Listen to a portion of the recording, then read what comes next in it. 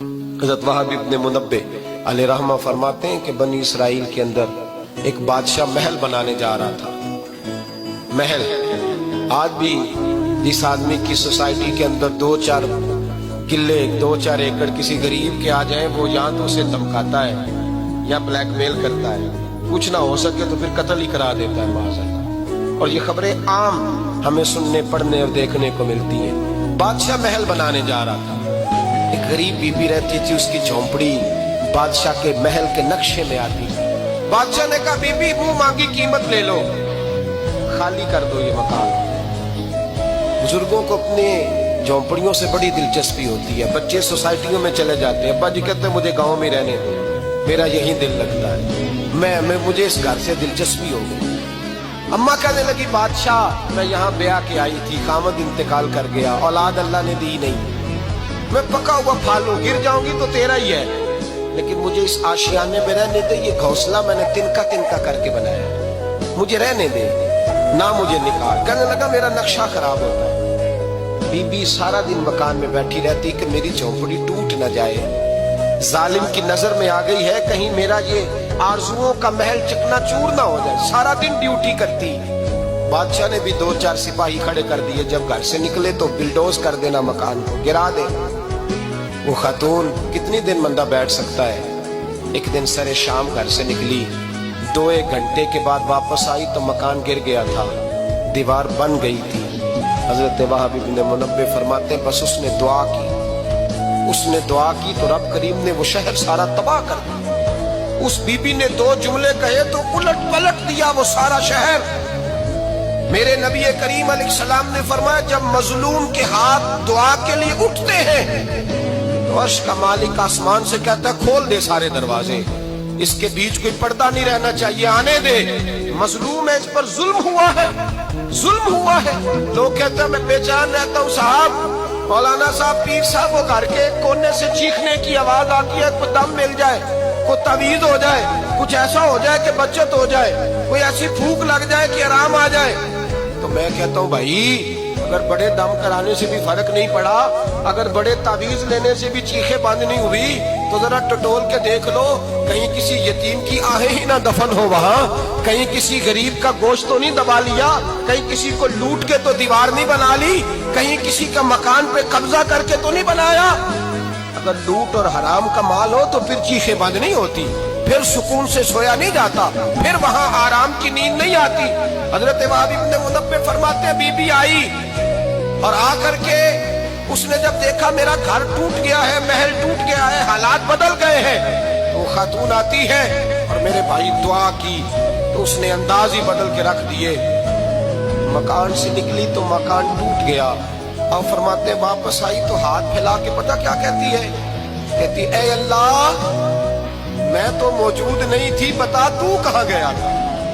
تو بھی موجود نہیں تھا, میں تو نہیں تھی, پر تو کہاں تھا. بس رب کریم نے حضرت جبریل کو حکم دیا, فرمایا یہ بستی الٹ دو, ساری تباہ کر دو, یہ لوگ نہیں رہنے چاہیے, جو ظلم تو سہتے ہیں بغاوت نہیں کرتے, نہیں رہنے چاہیے.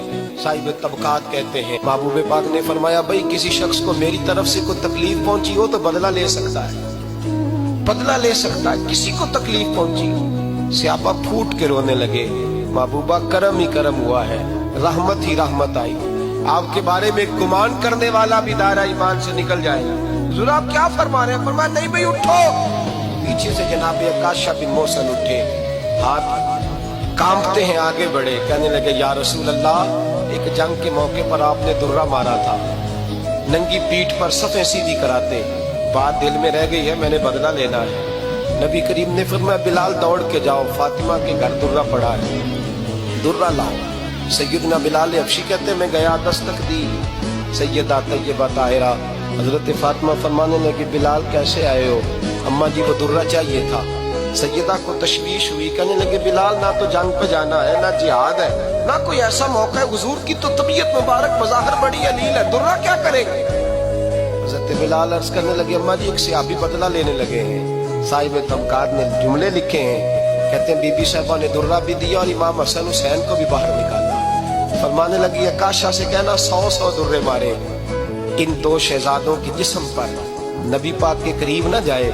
मैंने 2 बच्चे पैदा ही अपने महबूब पर कुर्बान करने के लिए किए, इनको ले जाए। हजरत बिलाल कहते मैं 2 शहजादे लेके आया, और जब दरवाजे में मैं लेके पहुंचा तो नबी पाक ने देखा तो आंखों में आंसू आ गए।